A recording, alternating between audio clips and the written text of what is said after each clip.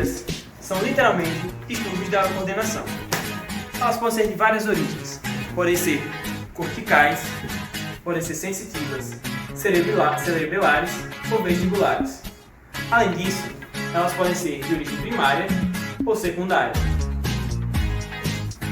Para isso, nós veremos um pouquinho mais nesse vídeo aqui.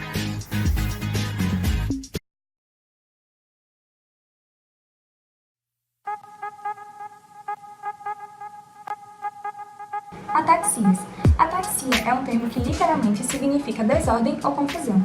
A, negação, e taxias do grego taxos, que significa ordem. É comumente utilizada para designar incoordenação motora. Entretanto, existem diversos tipos de ataxias, como as cerebelares, onde ocorre um comprometimento do cerebelo e de suas projeções aferentes e eferentes. Sensitiva, quando existe um comprometimento da via de sensibilidade proprioceptiva. Vestibular, devido à disfunção labiríntica, ou ainda frontal, uma forma mais rara de ataxia, que envolve o comprometimento dos lobos frontais. Alguns autores mencionam ainda a talâmica, decorrente de um distúrbio da via cerebelo-tálamo-cortical. A forma mais comum de ataxia, a cerebelar, é caracterizada por uma síndrome, com diversos sinais e sintomas, como ataxia de marcha, distasia, que é o déficit de equilíbrio, astasia, a dificuldade de se manter em pé, digiadocinesia, dismetria, decomposição do movimento, disartria, titubeação, hipotonia, reflexos pendulares, fenômeno do rebote, nistagmo, tremor cinético intencional e disfunção cognitiva. A ataxia sensitiva, por sua vez, decorre de uma perda de sensibilidade cinético-postural. A visão, entretanto, pode contornar em partes essas dificuldades. A ataxia vestibular ocorre com falhas de informações provenientes do labirinto e interpretadas no sistema nervoso central, predominando os distúrbios de equilíbrio e mantendo os movimentos voluntários dos membros nessa condição. Já a ataxia frontal, ela ainda não possui uma causa bem delimitada, mas provavelmente reflete a falta de integração entre o córtex cerebral, os gânglios da base e o cerebelo, comprometendo o equilíbrio. Bem, para que compreendamos um pouco sobre as ataxias, é necessário saber os locais e as vias neuronais que levarão o movimento a acontecer. Vamos às vias. Bem, a intenção do movimento ela é feita no córtex, nas áreas motoras e áreas de associação. Daqui, a informação neuronal irá para a ponte e da ponte para o cerebelo, através da via córtico-cerebelar. No cerebelo, as informações irão para o núcleo denteado. Do núcleo denteado, essas informações irão para o tálamo e do tálamo de volta para o córtex, levando o planejamento motor, através da via dento-tálamo-cortical. Bem, o córtex, por sua vez, mandará informações através do trato córtico-espinhal para a medula e da medula os neurônios irão comandar os músculos para a produção do movimento. Durante o movimento, as informações proprioceptivas voltarão para o cerebelo através dos tratos espinocerebelares e o cerebelo, por sua vez, mandará essas informações para o núcleo interpósito. No núcleo interpósito, essas informações irão para o tálamo e do tálamo de volta para o córtex, coordenando o movimento simultaneamente, através da via interpósito-tálamo-cortical. Além disso, é necessário saber que o cerebelo tem conexões com os tratos vestíbulo-espinhal e rubro-espinhal, que são responsáveis pelo equilíbrio durante o movimento. Diante dessas informações, a gente sabe que diferentes afecções nessas vias causarão quadros clínicos diferentes e diferentes nomes de ataxias.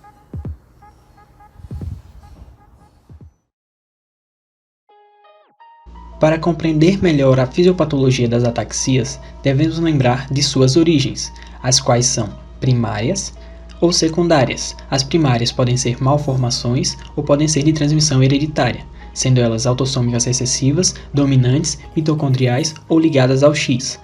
Já as secundárias podem ser devido ao uso de drogas, devido a doenças, déficits nutricionais ou outras causas. Vários trabalhos se aprofundaram nesse assunto, mas vamos descomplicar ele nesse vídeo. Algumas fisiopatologias podem ser devido à produção exacerbada de proteínas, a quais se acumulam no corpo do neurônio, gerando assim uma morte celular, ou até no defeito da produção de algumas proteínas ou canais, gerando assim morte celular. Algumas doenças autossômicas recessivas que geram ataxia são a ataxia de Friedreich, gerada por repetições do códon GAA no braço curto do cromossomo 9, gerando a proteína frataxina, a ataxia telangiectasia devido a defeito no gene ATM, a ataxia com deficiência da vitamina E devido a um defeito no gene 8q13, tendo problema na codificação da proteína transportadora do alfa-tocoferol. Já as ataxias autossômicas dominantes, as mais comuns são a espinocerebelar 3, ou Machado-Joseph, e a espinocerebelar 10. Elas ocorrem devido à repetição na tríade CAG, produzindo a proteína ataxina, que se acumula no citoplasma, gerando lesão neuronal. Além disso, as infecções, como falei, ao uso de bebidas alcoólicas e medicamentosas podem gerar dano neuronal, gerando assim morte celular. A semiologia das ataxias possui 3 elementos fundamentais que são a marcha, a qual apresenta padrões marcantes que serão descritos posteriormente, o equilíbrio estático, que é para ver se o paciente consegue ficar em pé sem apoio, de olhos abertos. Caso o paciente consiga de olhos abertos, porém ao fechar os olhos não consiga se permanecer em pé, esse é caracterizado como sinal de Romberg. O teste index-nariz, que é quando o paciente toca a ponta do nariz com a ponta do dedo, podendo ser realizado de olhos fechados e com os 2 braços. E a diadococinesia, que é a capacidade de gerar movimentos alternados rapidamente, como bater a palma e o dorso da mão alternado na coxa. Com esses passos, é possível diferenciar os diferentes tipos de síndrome. Por exemplo, na cerebelar, será marcada uma disdiadococinesia e um Romberg negativo. Na frontal, terá um dano no equilíbrio estático e uma tendência de flexão do tronco e cabeça. Na vestibular, terá a presença da marcha vestibular, que é uma marcha característica, pois o paciente tende a desequilibrar apenas para um lado. Além do T, na vestibular tem a presença do Romberg. Na sensitiva, esse sinal de Romberg também é positivo. Entretanto, tem a marcha tabética, que é uma marcha quando o paciente pisa muito forte o solo. Agora um pouco a respeito da conduta. As ataxias cerebelares ainda podem ser divididas em ataxias primárias e ataxias secundárias ou adquiridas. E como vocês podem ver, são muitas etiologias possíveis.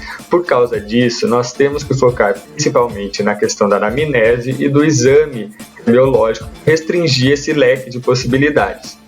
Isso vai nortear a pedida dos nossos exames complementares, como principalmente a ressonância magnética nas causas secundárias, o teste de genética molecular, se for um caso de primária, o rastreio para o câncer, no PET-CT, uma tomografia, pesquisa de autoanticorpos, determinar os níveis séricos das vitaminas E, B1 e B12, que a hipovitaminose dessas 3 tipos podem estar ligados a ataxias, o TSH e T4 livre para pesquisa de hipotireoidismo e análise do líquido cefalorraquidiano para pesquisa de sífilis.